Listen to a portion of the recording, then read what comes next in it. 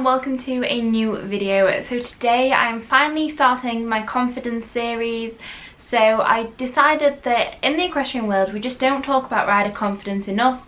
I always get DMs and messages from you guys saying maybe you're struggling slightly with your confidence or you're looking to improve in certain ways, and just looking for a bit of advice. And as someone who has been riding for 23 years, I have had a lot of highs and a lot of really lows with my confidence. So I'm going to help sort of give you a bit of my advice and tell you a bit about what I've been through. Now, because I understand not all of this will be relevant to everyone, I'll stamp the times in the description box for, you know, which sections. So today, firstly, we're going to talk about what is confidence, how is it defined, what exactly are we talking about here, and then we'll move on to rider confidence and why we lose it as riders and how we lose it. Then I'll tell you a little bit about my confidence journey, and then finally we'll come on to the very first step you need to take to improve and help regain confidence. So firstly, what is confidence? What are we even talking about? Now, one thing that I would definitely say to do is get on your phone and literally just type in confidence definition and read it. So confidence is the feeling or belief that one can have faith in or rely on someone or something. So with horse riding, confidence is basically just putting our faith into a horse and saying, yes, this is going to go well. Now, obviously, horse riding is a sport, and it's a sport with associated risks. So it's not like getting on a bike that doesn't have a brain of its own and has brakes and, you know, there's one way of making it go, there's one way of stopping it. With a horse, it's a completely different thing. You have got to trust another animal, and that's not an easy thing to do. So before we've even got on the horse, we're already talking about confidence on the ground, around them, and things like that. So your confidence might not be in the saddle.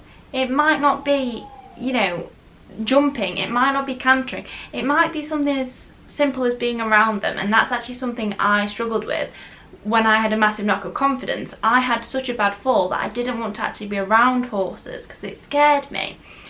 But we'll get onto that in a little bit. So nextly, let's talk about why as riders we lose our confidence and how we lose it. Now, there's various ways that you can have a knock to confidence. It might not be you completely lost your confidence. And I feel like in every rider's journey, in every single career, there's some point where it might be a stumble, it might be a step back in confidence, it might be I'm not as comfortable with this as I used to be. But your confidence is a completely just changing scale. It's a spectrum. And some days I'll have really confident days, some days I'm not as confident. So it's something that every single day is different. And that's okay. That's something that we need to accept. And it's something that we as riders mask really well, because normally if anyone's freaking out, it's the horse, and that means that we can't. So it's important for us to address our own confidence. So there's various different ways we can lose our confidence or have a stumble. The main one, and the one that I experienced myself and that I feel most questions go through, is you have a really bad fall, or you just have a fall in general. Whether it's your first fall, whether it's your 200th fall. I think in my case I was well within the hundreds. A fall can knock anyone's confidence, and it's obvious. It's a natural reaction to doing something, getting hurt and not wanting to do it again. So the reason that we actually lose our confidence is in this way isn't because you're then scared of doing it. It's actually just because your brain is telling you, we hurt ourselves last time and I'm not too sure about this anymore. So the amygdala in the brain controls this response, and basically it's just self-preservation. It's absolutely fine. So it's not a case of, oh, I've lost my confidence forever. It's just that your brain's going, we're not too sure about this, but you know, you can persevere through that and you can rebuild that confidence. Sometimes you might lose confidence just because generally I found as I get older I'm less confident, because self-preservation does sort of hit in a bit more and you don't bounce like you used to when you were 12, and things like that. So generally getting older can, you know, you've got more responsibilities. What if I fall off? Oh, I've got bills to pay, I need to go to work. Things like that can also affect your confidence. But I know for the majority of the people watching my videos, it's actually confidence with beginning to ride. And I think for someone who rode from a really early age, it's harder for me to understand that, because I just kind of did it when I was little, and I did it at such a young age that I didn't really associate risk with it.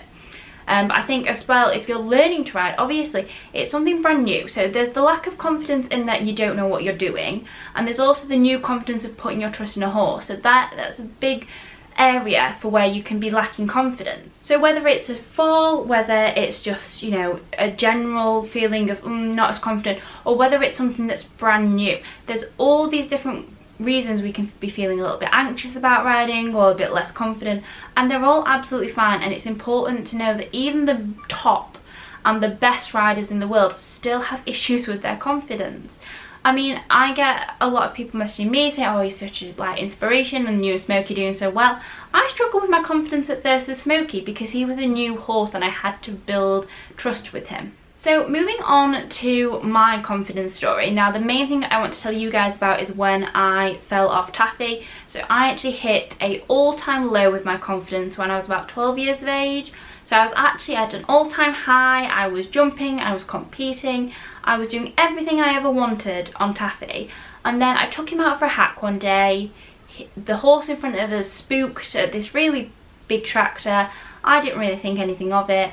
And suddenly I'm galloping up a field because Taffy had spun and set off up a field, hell for leather, and I thought, oh, okay, this isn't what we normally do. But the field then led onto a track, and there was a car heading towards us, and basically I had to pull him into a stubble field to avoid the car, which then meant Taffy was going full throttle. And I can remember it vivid as like yesterday. I had my hands on the rings of his bit trying to pull him back, trying to stop him, and I ended up actually bailing out because there was a massive ditch coming up, and Taffy always stag leaped everything anyway, and I always came off. So at this point I'm out of control, my pony won't stop, and I decide, well, my brain decides, it wasn't really a conscious decision, to just chuck myself sideways and get out of this situation, just to stop. So that's what I did. I chucked myself over. I ended up landing on my shoulder that I then broke and dislocated, and along comes an ambulance, and that's really all I can remember. But following this, there's always that saying, you have to get back in the saddle, you have to get back on the horse, and everyone knows this. The best way, if you've just had a fall, is to get back on, because we'll feel better about it. And that's easier said than done. As we all know. So I tried to get back on Taffy several times, and each time he bolted with me, even in the school. So this knocked my confidence more and more and more, and I didn't realise at the time I was actually reacting in a different way to I had previously, because the trauma of having fallen off him and really injured myself was causing me to react in different ways. I was now sitting more forward, I was going into the fetal position, which is more of a natural safety position. Again, all this triggered by my amygdala, but I didn't know that, and because I was riding differently, Taffy was kind of taking advantage of this. So this, I'll talk a bit more about seat and things like that when we come on to my next video, which is going to be on everything that you can do to start regaining confidence.